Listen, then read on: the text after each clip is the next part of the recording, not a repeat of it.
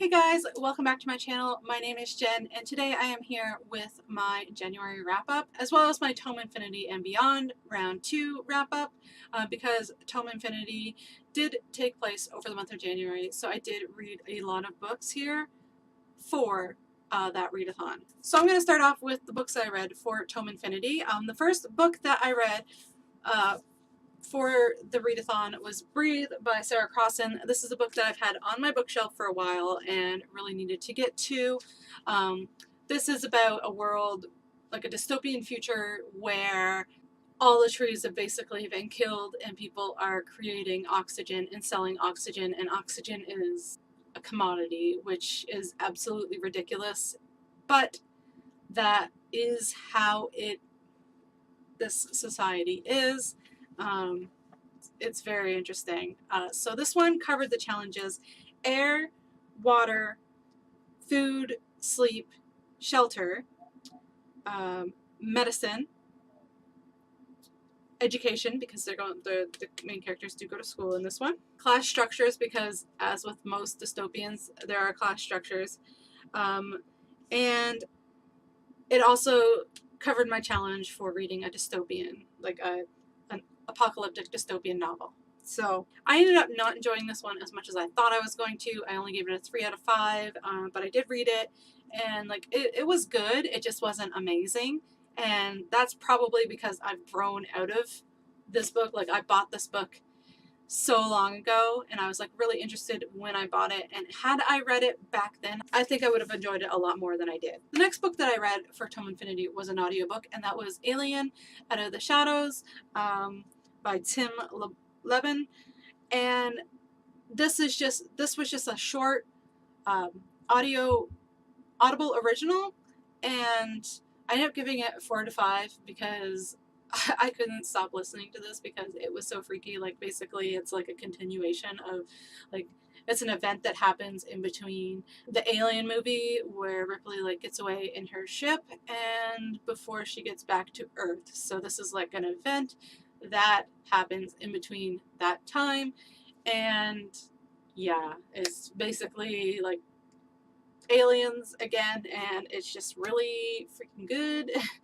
And I enjoyed it a lot. Like I said, I listened to this one on Audible. I gave it 4 out of 5. It's just a very good, like, science fiction. It did complete some of these challenges as well, like air, water, food, sleep, shelter, medicine, again, oral communication. I used it for oral communication because it's an audiobook. Travel, because it's a ship traveling through space. This one actually could do travel as well because they do travel in this one. Technology, religion, because they are praying constantly in this one. And yeah, I don't know from like the Galactic Empire, like if it would have fit into hard science, space opera, or vintage or space western, but like those are the only 2 challenges that I haven't completed with this readathon. So if it fits in there, maybe I've completed more than I thought I did. And then next I listened to another Audible original, and that was Zero G by Dan Wells. This is just a quick, short that follows a young boy named Zero as him and his family are traveling to another solar system, to another planet to help colonize it. Basically, they're going to this planet, and it's going to take them 100 years to get there, so they're put to sleep for that time in a stasis pod. And yeah, Zero for some reason wakes up early, and like very early, and he's like the only person awake on this ship, and pirates are trying to take like all the supplies and the people and like hijack the ship, so he has to stop it. So this is just a middle grade. It was very cute and fun, and I gave it 4 out of 5. I really enjoyed it a lot, and like I kind of wanted more when I was done because I just wanted to, like, I wanted to continue the story. So I don't know if they're going to be continuing that at all, but I would really enjoy it if they did at some point. Next up, I ended up reading Station 11 by Emily St. John Mandel. I ended up giving this a 4 out of 5. This is the future if there was like some virus that wiped out pretty much everybody, and like there's very few people who were immune. It just shows how society would crumble and what kind of things would happen, and I just really enjoyed it. There's multiple perspectives throughout this book. There's a perspective from the past, and there's a perspective from the future, and then there's like another perspective of another character, and it all just comes together so well. I enjoyed this book so much. Like I said, I gave it a 4 out of 5. Definitely planning, like when I finished reading this, I was like, I really want to reread this at some point, so I'm definitely planning on rereading this sometime in the future. Maybe not this year, but like in the future sometime. And I'm sorry if you can hear crying. My child is supposed to be in bed and he's not. Oh, I guess I didn't go over like what categories Station 11 and 0G covered. So between the two of them, we have air, water, fire, food, sleep, shelter, medicine, education, trading, procreation, oral communication again for the audiobook, travel, urban settlements, government, higher education, because there's talk of university and stuff, religion, art, music, acting, writing, and dance, as well as, I guess, futurism, also apocalyptic, dystopian. So it covered quite a bit between the two of them. So yeah, I did pretty good with these challenges because I like doubled up and used like multiple, let one book count for multiple challenges, or else I would have never ever finished like any of these challenges. The next book that I ended up reading was Hungry by H.A. Swain. I ended up giving this one a 3 out of 4. Again, I bought this way back when it first came out, and I think that had I read this when I first got it and was like super interested in it, I would have liked it a lot more. So this is a dystopian future where food has basically been eradicated. You don't need to eat food. You just need to get vaccinations and drink this like drink. So you don't need to eat at all. The main character finds herself hungry. Her vaccinations are not working, and like this drink that this vitamin drink that they drink is not helping her at all, even though her mom has like increased the amount that she gets. And yeah, it's basically showing the failings of that society. Like I said, I probably would have enjoyed this a lot more if I had read this back when I first picked it up. But this one does cover water, fire, food, sleep, shelter, medicine, education, procreation, travel, urban settlements, class structures, government, technology, dance, music, dystopian. So again, it covers quite a few categories here. So next up, I read another dystopian because a lot of the books that I ended up reading for the Tome Infinity were dystopians, and that is The Road by Cormac McCarthy. I gave this one another 3 out of 5. So I read quite a few books that weren't quite what I was hoping for this month. This one is just following a father and son as they travel. So this one obviously covers travel down the road, trying to find safety or like something. I don't really know what they were, if they were looking for anything specifically. They were just moving south because it was getting too cold. I have no idea what happened to this world because it didn't really specify at all, and that's one of the things I didn't really enjoy about it. But like, I was going to do a review on this. I might still. I filmed it and it didn't have any sound, so I might still do a review on this. But yeah, I just didn't really enjoy the ending of this, and it just fell flat for me. So I ended up, it was a little disappointing. So I got a 3 out of 5 because it's still good in a lot of parts, but like some parts I just didn't enjoy. So I'm gonna maybe watch the movie because it has Viggo Mortensen in it, and I love Viggo. So I might watch that and see if I enjoy it anymore, and see if I can work things out a little better than I could from reading this. The next book that I ended up reading was Morning Star by Pierce Brown. I listened to this one on audio, and this is the third and final book for the Red Rising trilogy, and I really enjoyed it a lot. I ended up giving it a 4 out of 5. So I really enjoyed it a lot. There were a few things that bothered me about it that were just a little too convenient, or I wasn't happy about happening. There's a couple character deaths that I was not very happy about. So there's that. But I mean, I should have expected it because it's Pierce Brown and he tends to write like George R.R. Martin, and nobody is really safe. So you think people are safe, but they're not really. But yeah, I really enjoyed it. It was a very good ending to the series, and I highly recommend the series if you are the least bit interested. Give Red Rising a try if you like Roman empires, because they have like a similar structure to a Roman empire in this one. And yeah, I just really enjoyed it, and you should check it out. So Morning Star checks off air, water, fire, food, sleep and shelter, medicine, education, trading, procreation, oral communication because it was an audiobook, travel, government, class structure, technology, higher education, apocalyptic dystopian again, I guess, kind of, maybe, no, I don't know, futurism. You know, it covered a whole lot of categories here. Next up, I read Blameless by Gail Carriger. This is the third book in the Parasol Protectorate series, and I really enjoyed it. I gave it a 4 out of 5. I read this on ebook, and yeah, I just love Alexia and everything about this series. Like, this series is just something that I love steampunk. So I don't read enough of it, but I love steampunk, and I especially love it when it's like Victorian era, which usually it is. So it's just something that I really enjoy. This also has like a little bit of paranormal in it, with like vampires and werewolves being in there and ghosts and stuff like that. So it is a very interesting series.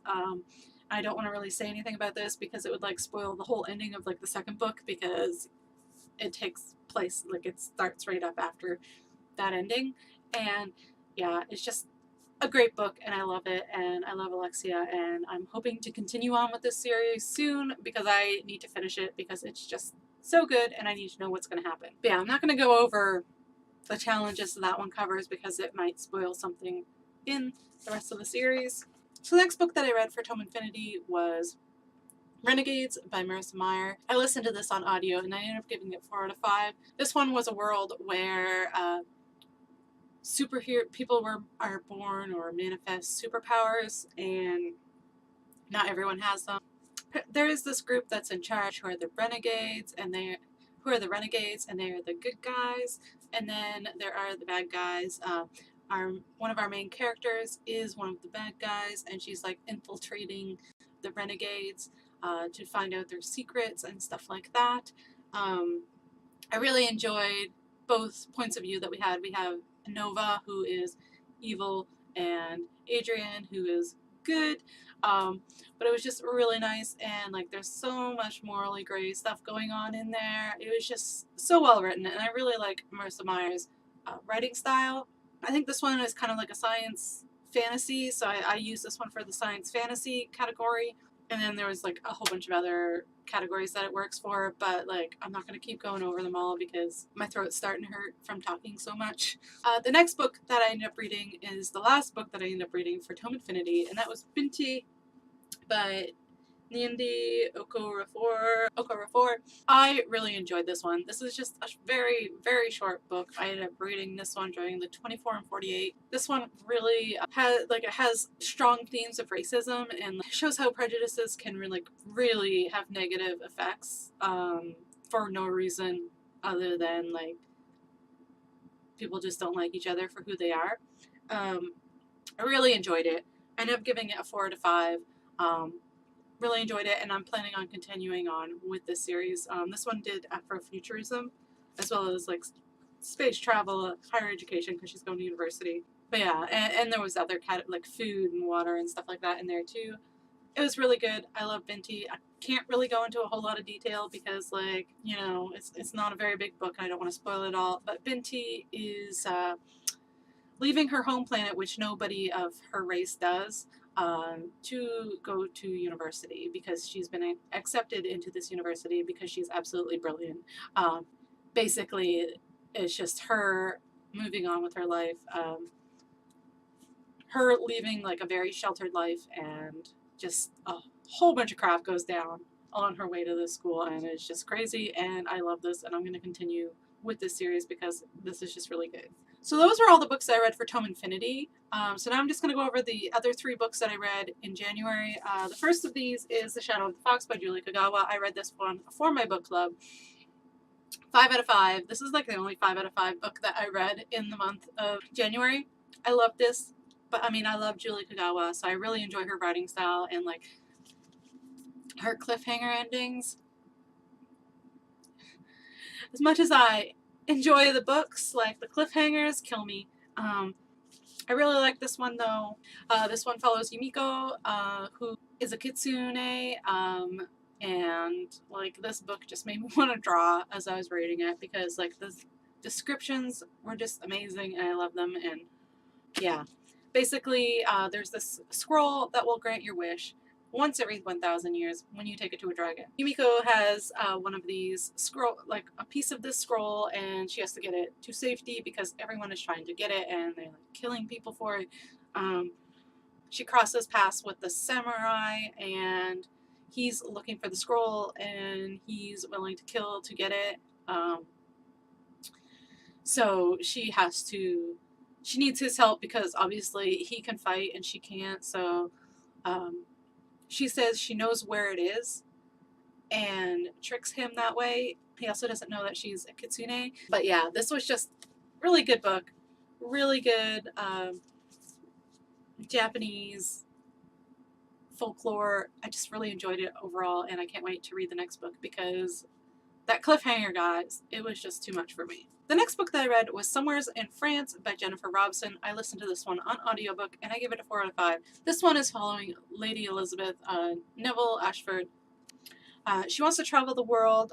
Unfortunately, World War I has broken out, and she wants to do something to help because that's what she wants to do. Her mom won't let her. Her parents won't let her because she is a lady and she is not married, and so they won't let her do anything. Basically, she leaves and pursues her own life, and her parents disown her for leaving, but she does what she wants. She ends up following her heart and working to make a difference in this war in like the only ways that she can.